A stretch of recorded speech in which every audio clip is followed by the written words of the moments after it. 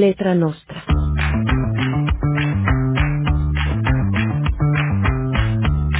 Aquí aprenderemos sobre letras, arte, cultura y sociedad.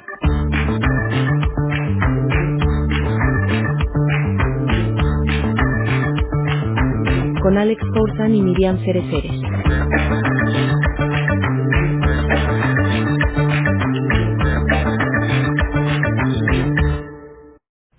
Hola amigos, soy Alex Forzan, bienvenidos a un podcast más para Letra Nostra. Estoy aquí de nuevo con mi amiga, la abogada y escritora Miriam Cereceres, a quien le doy la bienvenida. Hola Miriam, ¿cómo estás? Hola Alex, pues muy contenta de estar aquí en un podcast más en Letra Nostra. Tenemos ahora como tema la huella de Gabriela Mistral, esta extraordinaria escritora chilena.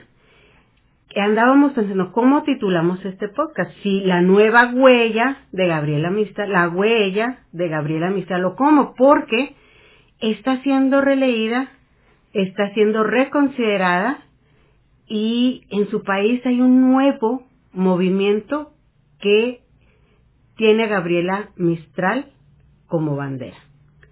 Primero que nada, ¿quién es Gabriela Mistral? Porque para empezar, Miriam ni siquiera nace con este nombre, ¿verdad? Este nombre es adoptado.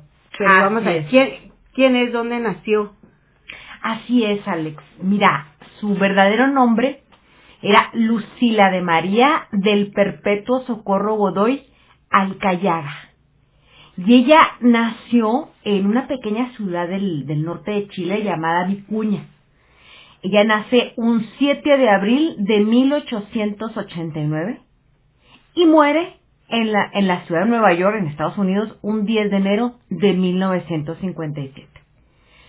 Como todos sabemos, pues fue una poetisa, profesora, pedagoga chilena, diplomática, además, entre otras cosas, ¿no? Y es bien importante porque por su trabajo poético recibió el Premio Nobel de Literatura en 1945. Una vida intensa, Miriam. Sí. Hija de un maestro, una persona adoctrinada, instruida, su padre. Sí, pero también su madre chico, y su hermana. Uh-huh. De hecho, ella fue una mujer autodidacta, ¿eh? Imagínate una mujer que creo que ni terminó o no pudo terminar la primaria. Sin terminar la primaria, gana el Premio Nobel de Literatura. ¿No te parece grandioso? ¿No te parece algo extraordinario? Su vida es extraordinaria. Sus primeros años dolorosos con la partida de su padre. Y sí, tiene además su media hermana, que es esta persona quien la ayuda, ¿verdad? Exactamente, quien le enseña, ¿no? Uh-huh. a leer y a escribir. Aparte de la escuela tuvo que salirse, pero ella prolonga sus estudios con la hermana. Además, ella fue maestra desde muy joven sin tener la profesión. Fue una maestra rural y desde entonces, Alex, a ella le interesa la educación de los niños y la educación también de las mujeres. Al ver tanta analfabetismo en estas comunidades rurales de Chile, que estaba igual todo Latinoamérica, ¿eh? Y cómo empieza a escribir desde muy joven, sí, a publicar ella sus escritos, sus poemas en diferentes revistas allá en Chile. Empieza a ser reconocida desde muy temprana edad, ¿eh? Sí, no es una persona ajena, vamos a decir, como otros escritores que estuvieron en la penumbra o en la sombra, sino que ella desde el principio destacó y fue eso, reconocida. Claro, mira, ya para 1914 ella obtiene el Premio Nacional de Poesía de Chile con una obra llamada Sonetos de la Muerte, sí, y que fue a raíz de un novio o una pareja que ella tuvo, que falleció, que se suicidó. Y ella escribe esto y de ahí empieza ella a hacerse aún más conocida. Ahora, Gabriela o Lucila, como le llamaban todos, ¿no? Sí. Ella es una mujer que nunca se casó, que nunca tuvo hijos, pero ella crió al hijo de un medio hermano y tenía la custodia de ese pequeño niño, quien a los 18 años ya posteriormente él se suicida. toma un líquido tóxico y muere. Entonces es una mujer, como tú acabas de decir, una mujer con una vida intensa, también llena con tragedias, con muchas envidias. Ella no era una mujer bonita, era una mujer inclusive demasiado alta, con rasgos toscos, y eso también hubo mucha discriminación hacia ella, aparte de ser mujer y de haber sido una mujer de origen humilde. Sí, que como que traía varias cosas en contra. Su origen humilde, haberse criado en un pueblo pequeño, traía en contra también ser mujer. Y su relación con México, porque recordemos que en el año 1922, José Vasconcelos, secretario de Educación de aquella época aquí en México, la invita a participar con él en una nueva reforma educativa. Acababa de pasar la Revolución Mexicana y querían hacer cambios importantes.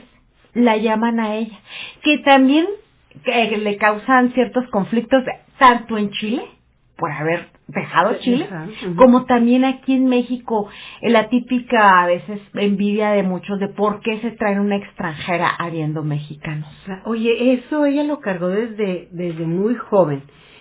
Conflictos en su niñez por envidias en la escuela, malas interpretaciones. Luego viene ese, como bien dijiste, no termina estudios formales, sin embargo, hace un examen de convalidación de conocimientos para poder obtener su grado de maestra.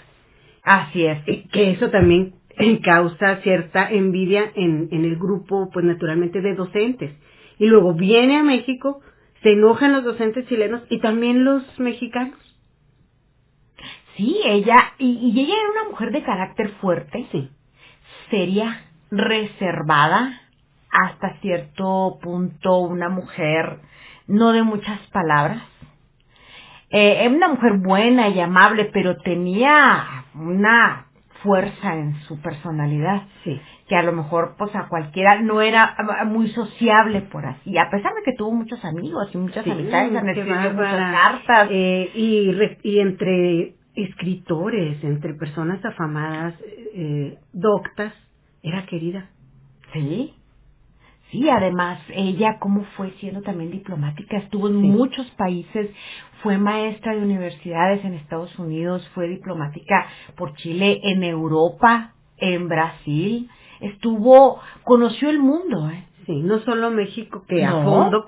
Casi empezó saliendo por México, que se vino, por cierto, en barco, desde Chile, llegó a México aquí en barco. Entonces es una mujer que recorrió el mundo, aprendió mucho y fue una mujer donde defendió lo que platicábamos ahorita, los derechos de los niños. Escribió mucho para niños. Los amaba. Por algo era maestra. En esa gran vocación y ese amor. Y ese amor por los niños. No fue una feminista declarada, porque recordemos que en Chile y en Latinoamérica, como en todo el mundo, a principios del siglo XX y en todo el siglo XX prácticamente, ya había grupos feministas. Ella nunca participó directamente en esos grupos, pero siempre se le consideró una mujer, pues, de amplio criterio, no liberal. A lo mejor era una mujer con ideas innovadoras, pero no radical como ya existían muchas mujeres en aquella época. Porque ella se centraba en su trabajo pedagógico, en primer lugar, ¿no? En segundo, su obra literaria, y a lo mejor en tercer término quedaba todo esto, ¿no, Miriam?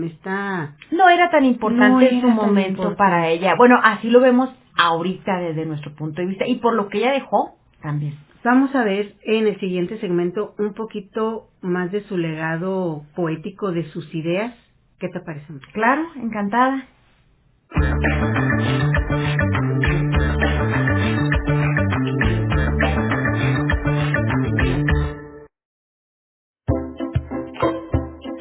Hay un lugar que está de moda para grabar tus eventos. Se llama Movies Producciones. Si requieres fotografía o una verdadera película para tu boda, tus 15 años o tus bautizos, ponte en contacto con nosotros. Llámanos al 614-182-1454. Búscanos en nuestras redes sociales o ingresa a movies.com.mx. Ponte en modo cine.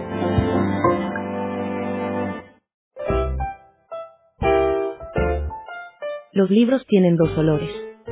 El olor a nuevo, que es bueno, y el olor a usado, que es mejor.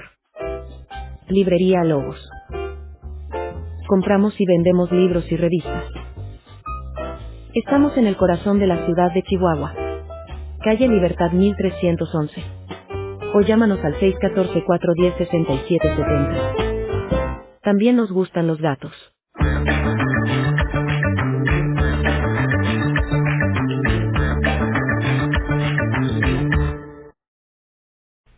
Hola amigos, soy Alex Forzan. Seguimos aquí en este podcast para Letra Nostra dedicado a la extraordinaria Gabriela Mistral.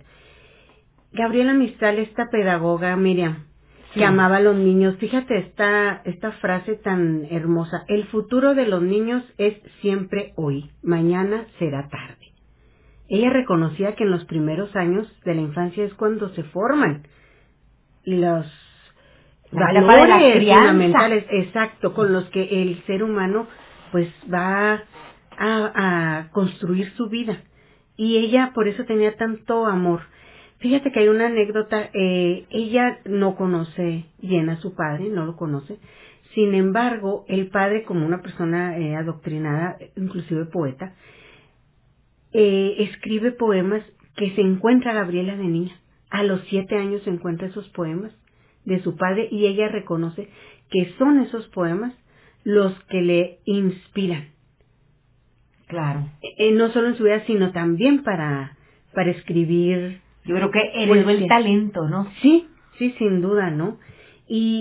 Pero bueno, ella más allá de eso, hemos visto su vida.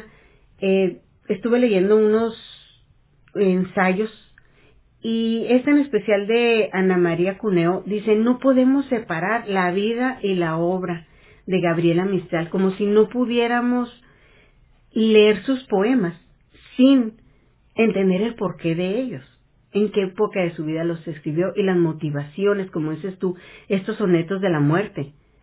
Así es, que es un reflejo, ¿no? De ella, de su vida, de su interior. Exacto. Y también de las cosas que escondía, ¿eh? Sí, también. Que ahorita vamos a platicar de eso, también aquí Ana María, en este ensayo dice, mucho era invención. No era nada más lo que vivía, sino lo que fantaseaba. O sea, era una mujer que estaba con lo que deseaba. Exacto. ¿Verdad? Y en medio de esta vida ajetreada, se cuenta que ella nunca se sentaba a escribir en una mesa así de manera formal, precisamente por su vida tan agitada, y en medio de tantos viajes, ella llevaba como una tablita que se ponía sobre las piernas, y sobre ella pues escribía, ponía sus cuadernos de notas y ahí escribía, fíjate, sobre sus rodillas. Es que era una mujer muy metódica, ¿eh? Ah, sí, además. Disciplinada. Nos dejó poemas maravillosos, frases impactantes. Muy en sus primeros años escribe esto que se llama El Suplicio. Tengo a 20 años en la carne hundido y es caliente el puñal, un verso enorme, un verso con cimeras de pleamar. De albergarlo sumisa, las entrañas, cansa su majestad. Con esta pobre boca que ha mentido, ¿se ha de cantar? Las palabras caducas de los hombres no han el calor de sus lenguas de fuego, de su viva tremolación. Como un hijo, con cuajo de mi sangre se sustenta él, y un hijo no bebió más sangre en seno de una mujer.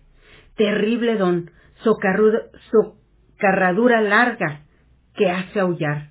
El que vino a clavarlo en mis entrañas, tenga piedad. Qué bello. Qué bello. Este verso me mata, ¿verdad? Porque lo tengo que expresar. Qué manera de decirlo. Frases impactantes también en su prosa, no nada más en su poesía. Y de aquí quiero dar pie a que hablemos más de su relación con la mujer. Instrúyase a la mujer, que no hay nada en ella que le haga ser colocada en un lugar más bajo que el del hombre. Es que habla de la igualdad. De la igualdad. Y es eso que hoy estas frases, bueno, ya las entendemos. Y ya las traen en Chile, pero como bandera de otra cosa, Miriam. Como boom. ¿Qué pasa al final de su vida, Miriam?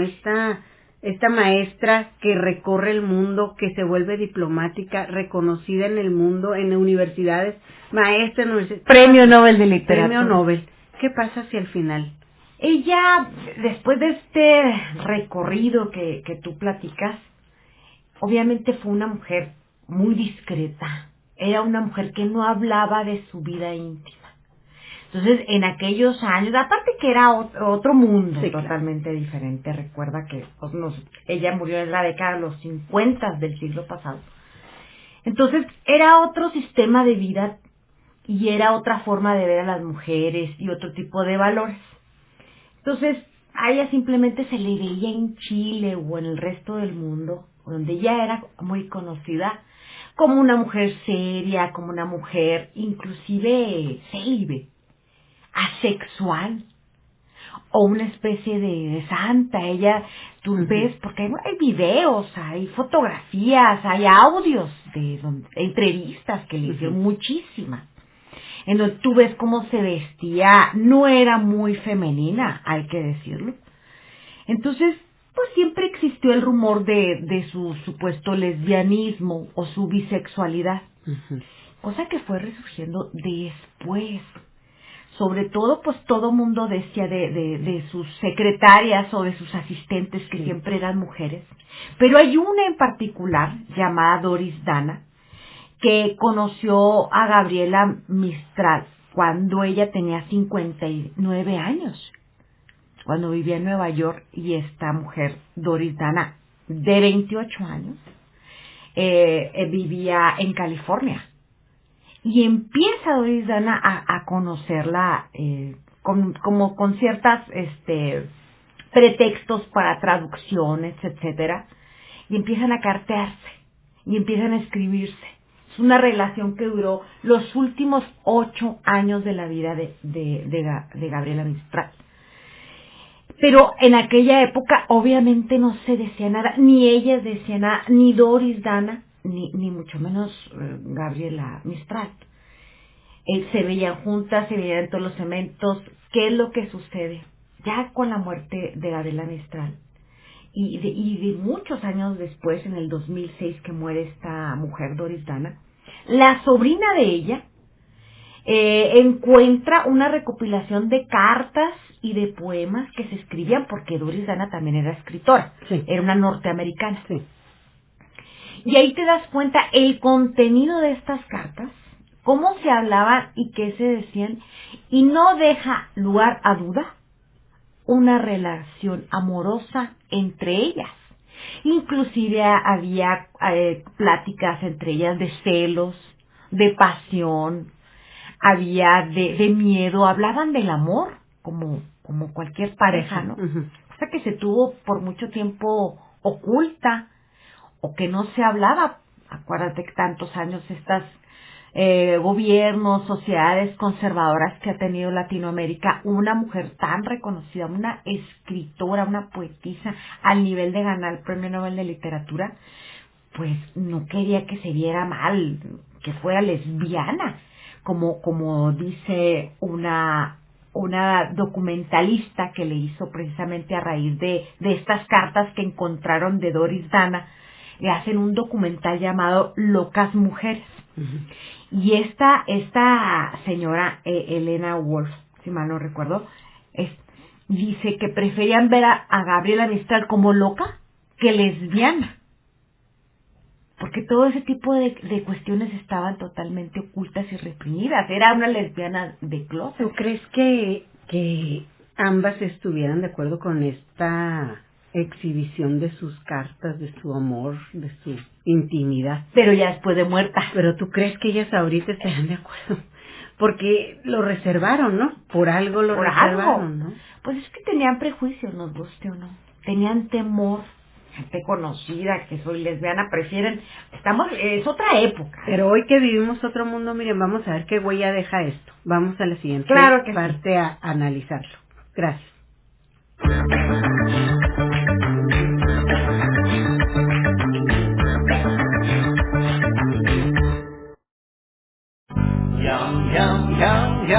Directo del mar a su mesa.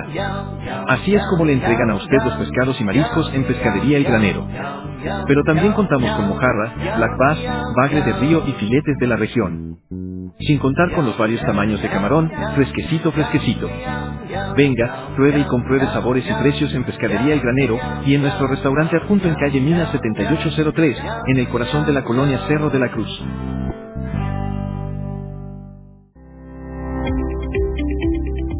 Porque la historia cuenta, millones de notas, reportajes, artículos, columnas y editoriales están al alcance de tu mano en Impro, información procesada. Impro es una hemeroteca digital única en su tipo y contiene información desde 1976. Impro es la memoria viva de Chihuahua para el mundo. Consúltanos en impro.com.mx.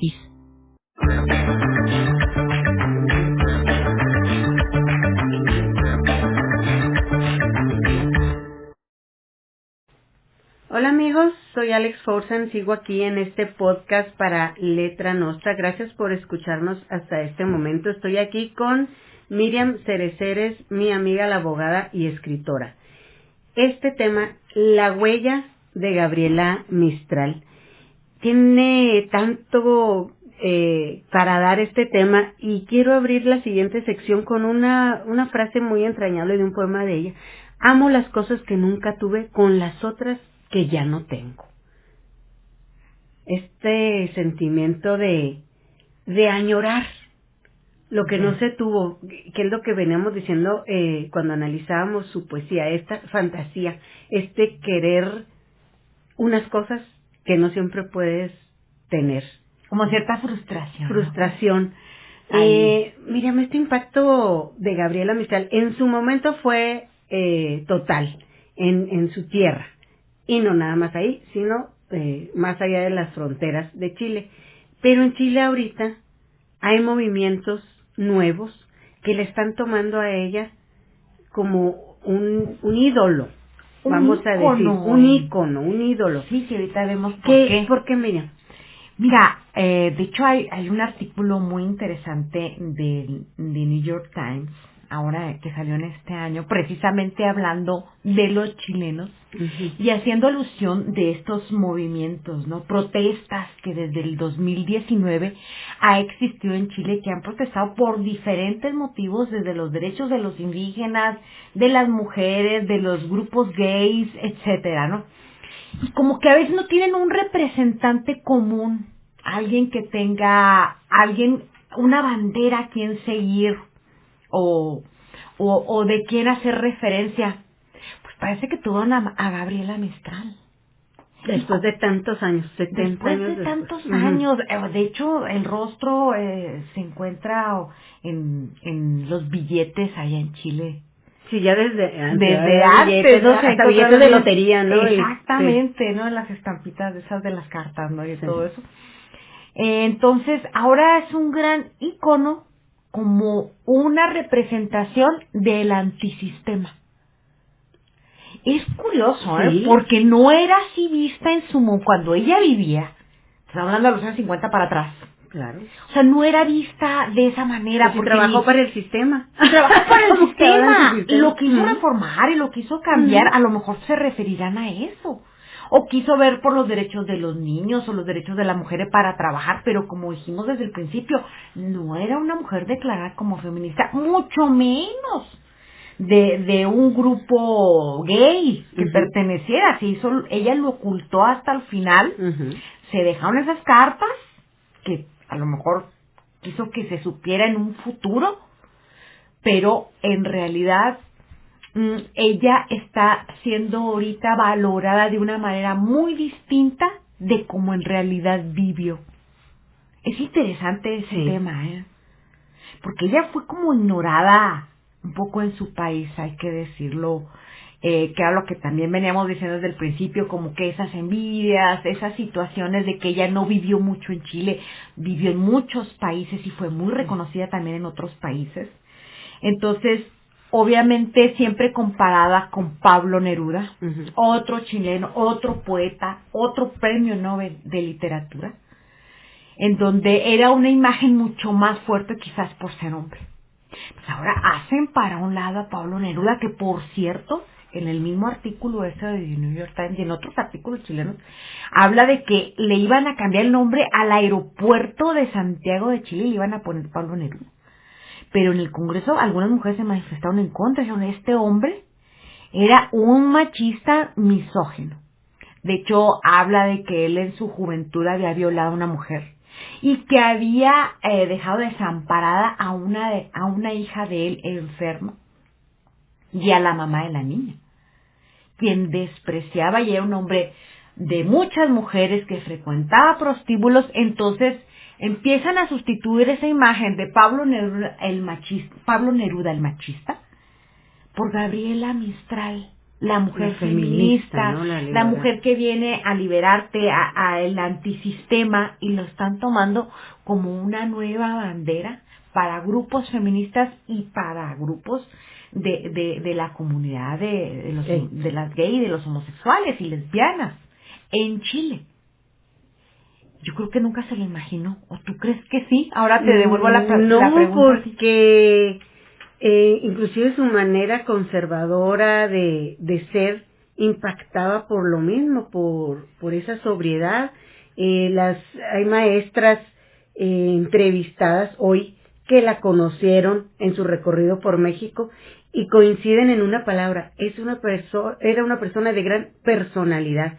Y dicen, no se vestía muy a la moda, decían.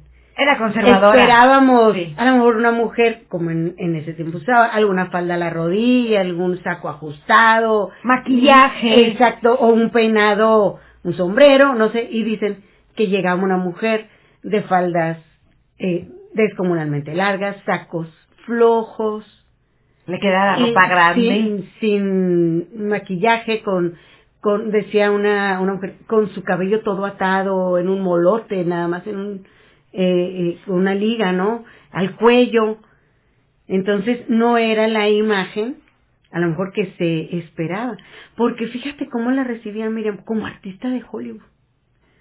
O sea, llegaba a los pueblos a ser aclamada, como si su obra fuera semejante al de una actriz de Hollywood que deja el legado de sus películas. Y yo creo que la gente se imaginaba en esos pueblos que iba a llegar esta figura femenina, como artista, guapa, como una artista de esa época. Y nada, ya esta mujer sobria. Entonces no me imagino yo, la verdad, que ella en vida supiera esta segunda huella, este segundo impacto que iba a tener su legado en la juventud chilena de hoy. Es que cambió el mundo. Sí. Y cambió en mucho. O sea, nada que ver el mundo de lo que vivió Gabriela Mistral al mundo de ahorita. Han pasado muchos acontecimientos, precisamente provocados por la violencia contra la mujer, por la desigualdad con los niños, y yo creo que no tienen un ícono actual viviente. Eso. Entonces toman a uno del pasado y le dan su propia imagen y sus propios valores. Tú lo mencionaste, a falta de un ícono común de hoy, pues vamos a buscar en la historia, en el pasado, nos encontramos. Y se encuentran con Gabriela Mistral, donde sale que ella en realidad sí era lesbiana. Entonces para los grupos gays es importante porque es un ícono de esta comunidad, y también feminista por algunas revelaciones que ella hizo, porque era mujer que ganó un premio Nobel, la primera mujer latinoamericana. No, la primera persona, si mal no recuerdo, en idioma español. Así de es. recibir un Nobel de literatura. De literatura. Sí. Y en los años 40. Entonces, tenía ciertas características, o tiene ciertas características que la hacen especial y la toman como bandera a ella. Una vida extraordinaria, una vida reflejada en su poesía. No dejen de leerla, ¿verdad, Miriam? Es maravilloso. Su obra, su legado poético. Es correcto. Quiero despedirme con una frase de ella. Dice: tengo un día Si lo sé aprovechar, tengo un tesoro.